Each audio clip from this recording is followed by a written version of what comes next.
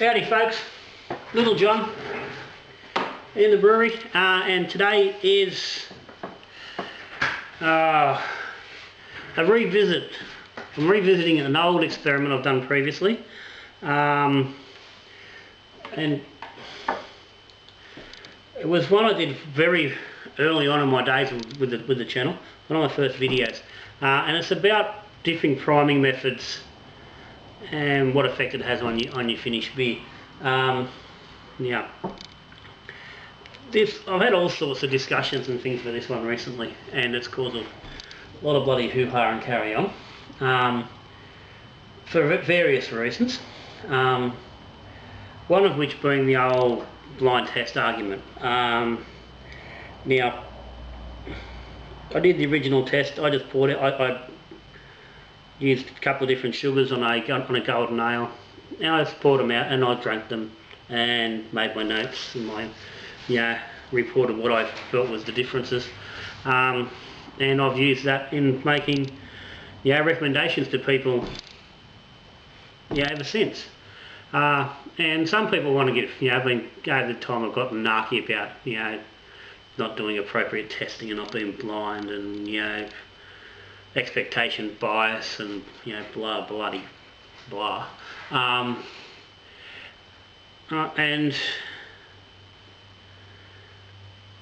it's not, it's rarely how I do any of my testing. I do them straight up, one against another, whatever it is I'm doing, whether it's yeast comparisons or ingredient comparisons or hopping comparisons. It's straight up side by side and just go through and get the impression. But as I said, it seems to irk a few people and narc people up. So what I'm doing, and it's hard, I can't get a group of people together, it's just not possible, to do a big range of bloody triangle blind tastings. And quite often I don't have enough of the bloody beers, mate. So quite often it's just me, so I've got to do what I can do. So previously I've had the daughter's been home, and I've been able to get the daughter to open beers for me and put them out, so I don't actually know what they are.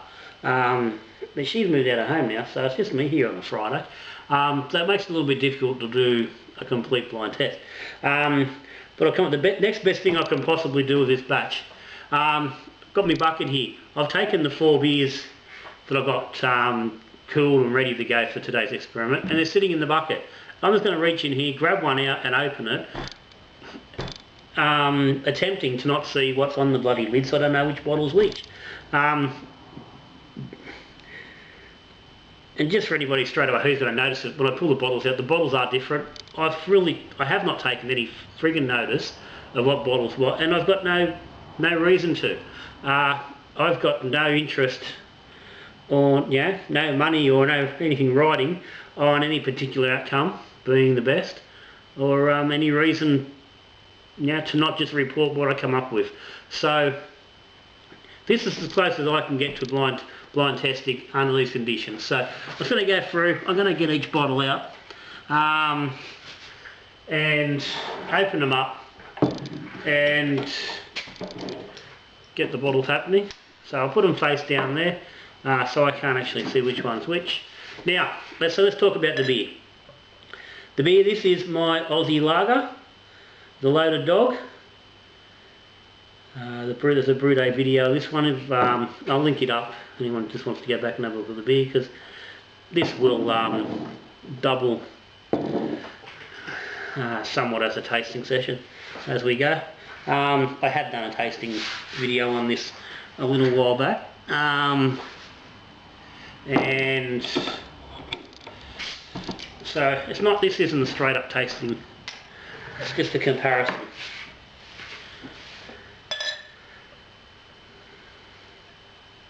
Now, so I said Aussie Lager, a little bit carb at the moment, which is interesting. Now, what I've done is I've primed one. Geez, I don't really catch that without looking at it.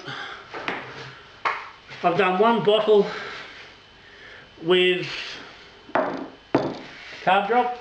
Probably would have been a good idea to found this before I started. I think it was just 2/3 of a carb drop.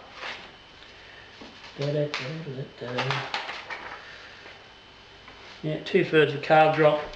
I've done one bottle with raw sugar, one with caster sugar, and one with white sugar, because these are seem to be the main sugars that people are using for carbing their beers. Okay, and you see there, they're well carbonated. Probably a little more than I really would bloody like, but you know. But carbonation seems to be pretty steady across each at the moment.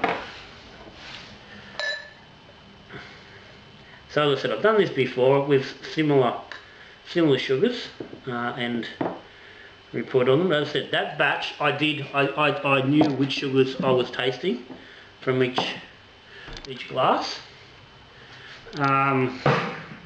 So this is part of what some people have a problem with. They go, okay, well, you know what sugar you're tasting, so you're expecting a certain sort of outcome, and your brain gets all tricked into creating and tasting what it wants to. And I understand where that theory is. And just to clarify exactly what it is down there, I am a qualified hypnotherapist. I have a fairly good understanding of the nuances and the way the mind can be influenced with thought. So I'm well aware of how these things can work. From that fact, I'm also well aware of how easily blind testing doesn't work. That's a whole different argument I don't want to get into today. So 4 different priming methods. As I see, all 4 have produced a seriously carb beer. Batch has only been bottled for 21st of the 6th. Oh, it's 2 months now. It's surprisingly high on the carb though. I wouldn't expect it to be carbs that much, but so it is. So I'm going to get into these as best I can. So we'll go through and I'll just taste each one and then compare. So previously I've started off with the carb drop sort of as the baseline, and then compared to that. So this was just going to be straight up and just taste each one and see what it does, if there is any differences. Now apparently, because I know they're different, my brain's going to tell me that they are different when I taste them, no matter what. Which seems like a whole bunch of poppycock. No, number 1.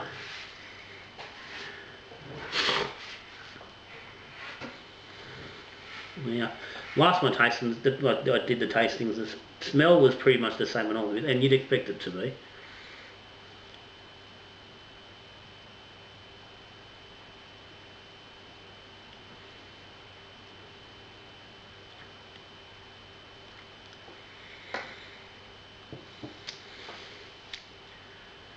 It'll probably help a bit when these bloody heads settle. I can get into the beer a little bit easier, but head-wise, this fella here on the left's got a slightly tighter head formation. The bubble's not quite as big. Other than that, they're all fairly similar.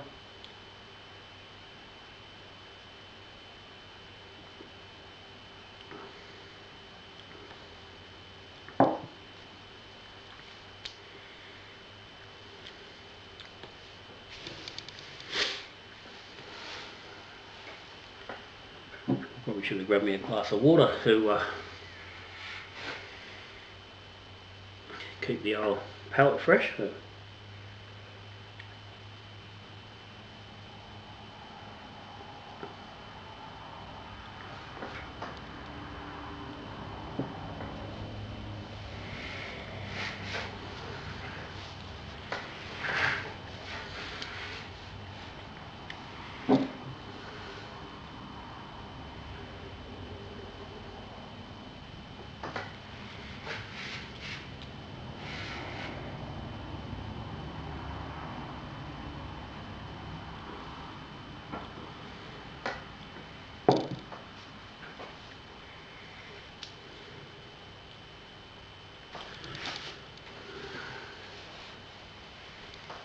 Okay.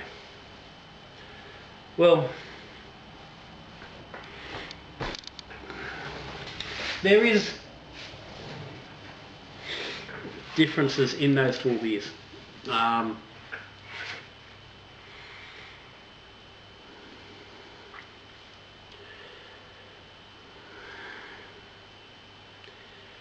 It's hard to put a finger on exactly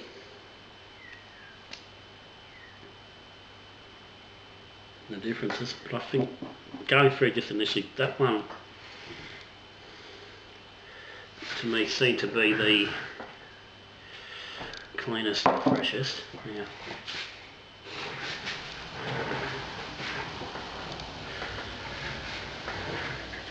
Okay, I'll just grab myself a little bit of water.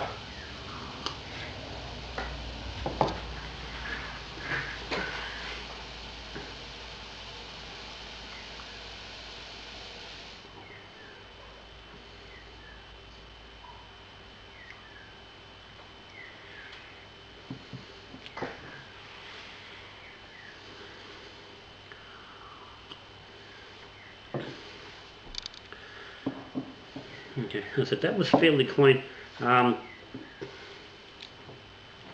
This one initially seemed to be quite bitey.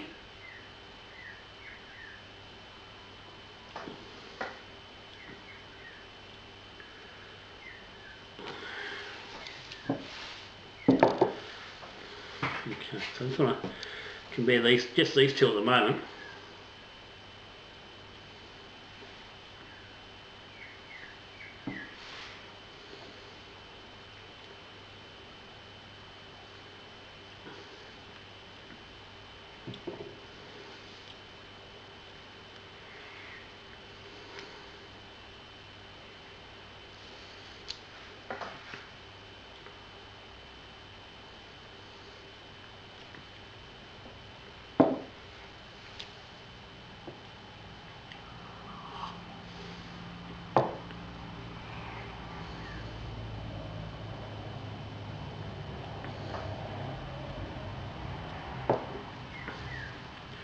Okay, that is just a little,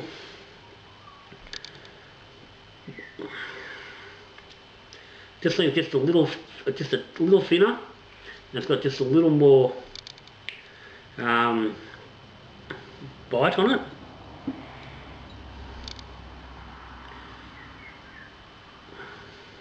It's not an unpleasant bite or anything. It's just a little more noticeable.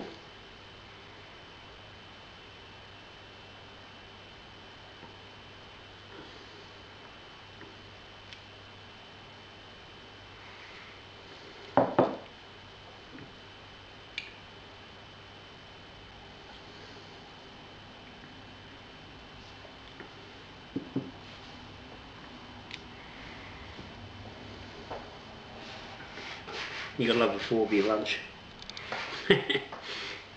These tastings, especially like this, always end up with John and a bit of a mess. Couple of beers into yourself pretty quickly. Docks you around.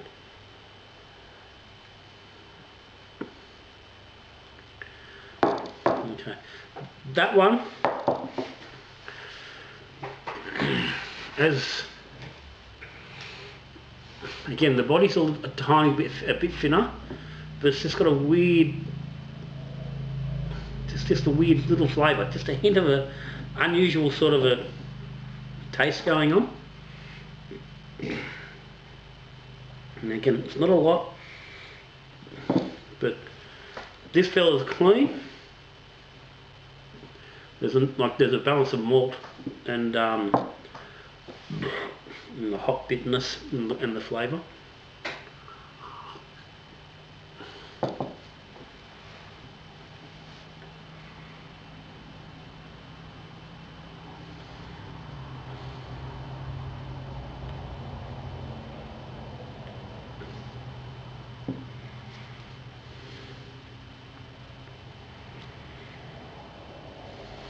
And that's probably the clear of the lot.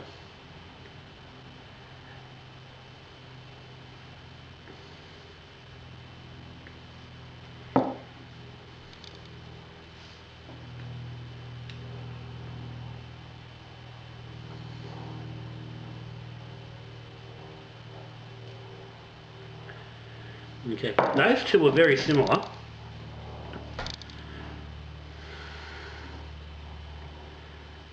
But how does this sort of describe it? The hop flavour on this one on the end is a little fresher. This one's got just a slight little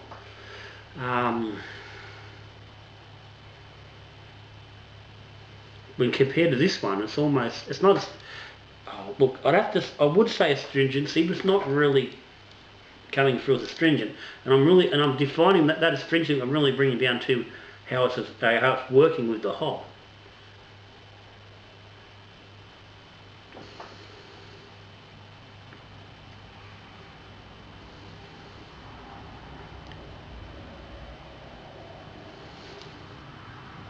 Yeah, it's sort of even a tad whiny, and that same sort of flavour sort of pushes in there a bit.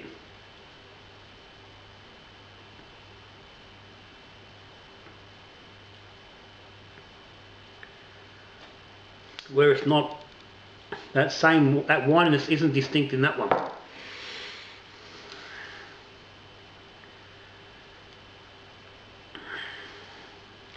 There's something like that fresh hop, oil and acid flavours with a slight edge, which is across all four of the beers. But these three in varying amounts are pushing into a winey note. This one is it's pretty close body-wise and mouthfeel. These two are a little bit, like I said, they're a little bit lighter. That one particularly is probably the lightest on the mouthfeel. This one's a little light, but not as light as the end. But it's got a little flavour there.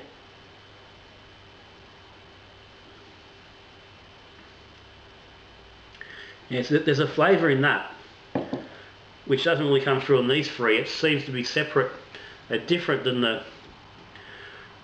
And it's wherever's coming from the hops or not. That's where it seems. That's where the noticeable difference is in those, the way the hop is coming across those hop flavours. And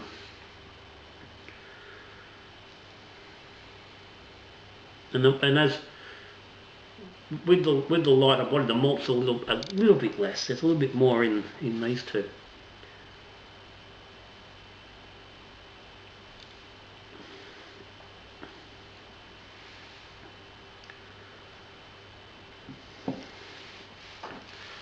So when the malt's there, the hops come on, you finish, and your mouth clears fairly quickly. There's nothing hanging around. That one sort of it clings a little bit to your mouth.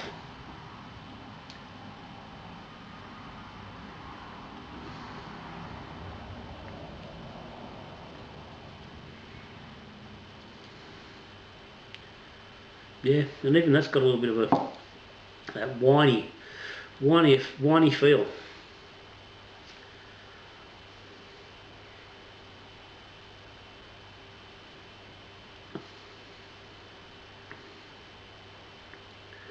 Yeah, the more I taste that, the thinner and the more lacking it is. So, for me, it's actually funny. It runs from my right to left, or your left to right. That is, for me, the nicest of these four beers. That's the next. Actually, doesn't run. Oh God, it's hard to say. These two are both fairly disappointing beers compared to these two. They aren't as nice, and they're both not for different reasons. So that's got a bit of a weird flavour in it. And that's just lacking in body, and like I said, the hops are got a winey sort of a note. It's not a Nelson Sauvin winey sort of a note. It's that thin bloody, I want to say pissy. You know, just an unpleasant, acrid note that white wine gets to it. And again, I know some people enjoy that white wine sort of effect, but it's a feel that's not working. So go, you know, we want to assess, you know, it's not, you know, this NB's got probably the better head retention out of a lot. I mean, they all had a good head to start with. That fella's got reasonably good lacing. The rest have got a little bit, but you know, considering there was a big head, that's nothing spectacular. That's got a little bit. Had I been drinking normal sort of size mouthfuls, it might have made a bit of a difference.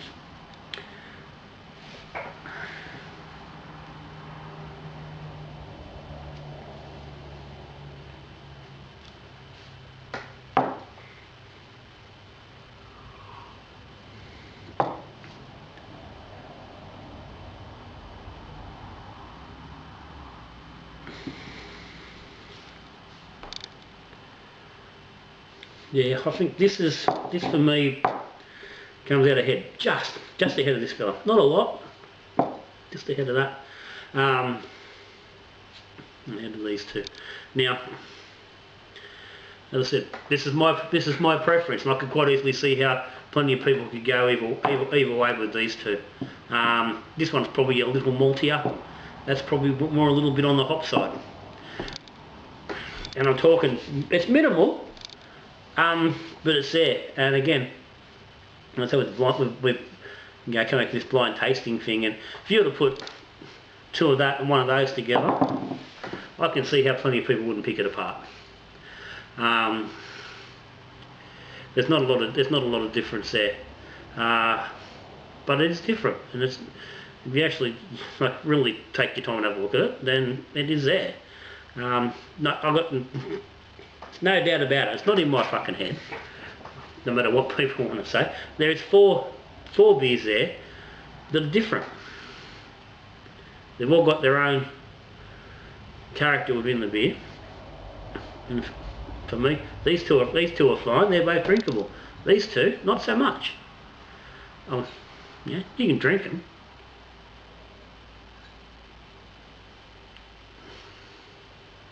No, that's got a flavour you don't really want.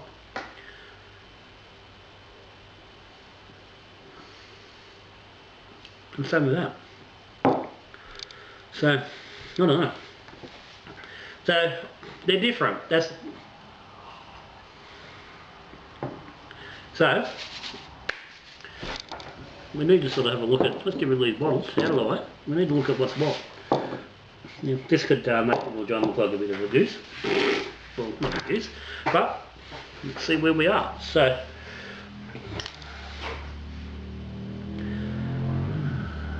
just going to show up 14W. That's this fella. That's white sugar.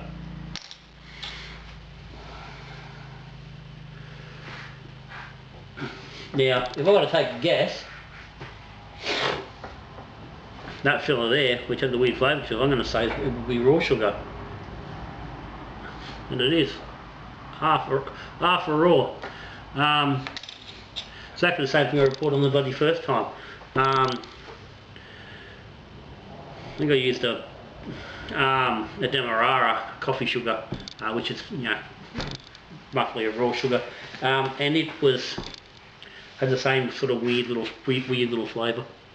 So this fella, you know, and then so we're down to carb drops or caster sugar. Could go either way. Oh, there you go. 14. That fella, it's a carb drop. That one. So that says to me the end fella, which I've pretty confident I prefer.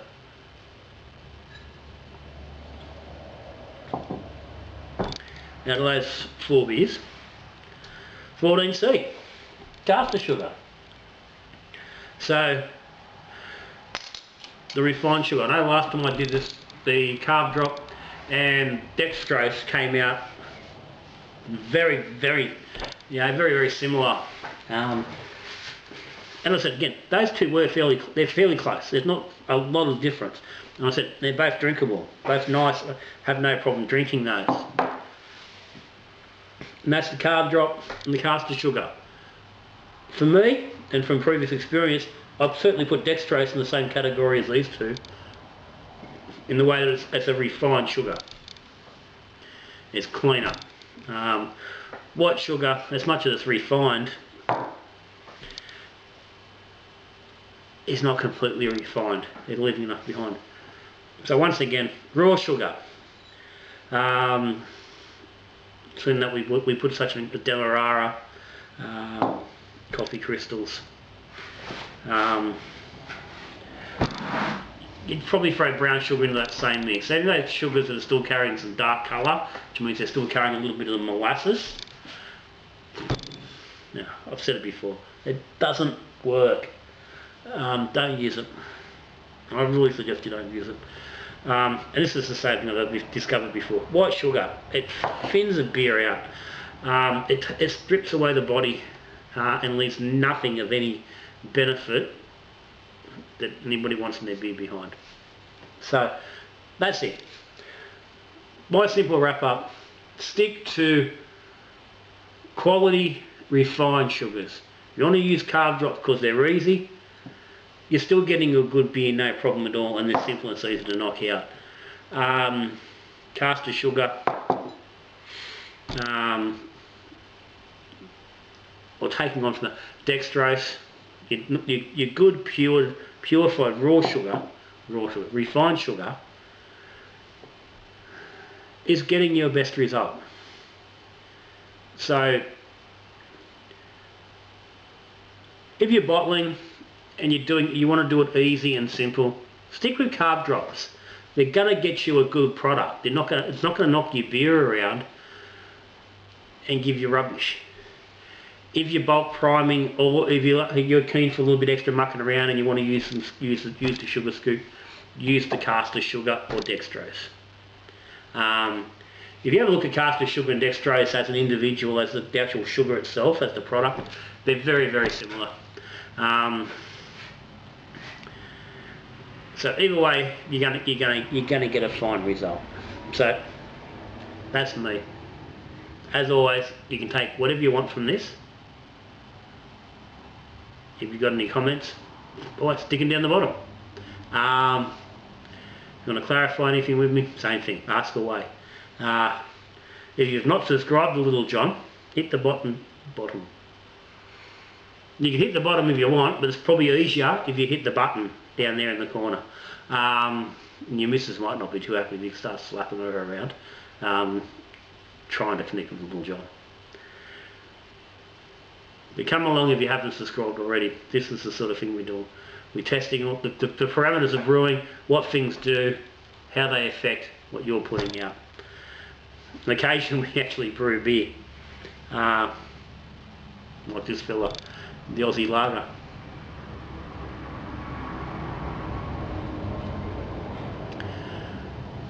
Which, not a terrible drop. Not a terrible drop at all. But anyway, that's me for the day. So, Little John, till I see you again, we're brewing beer, we're talking beer, or we're drinking beer. Good brewing.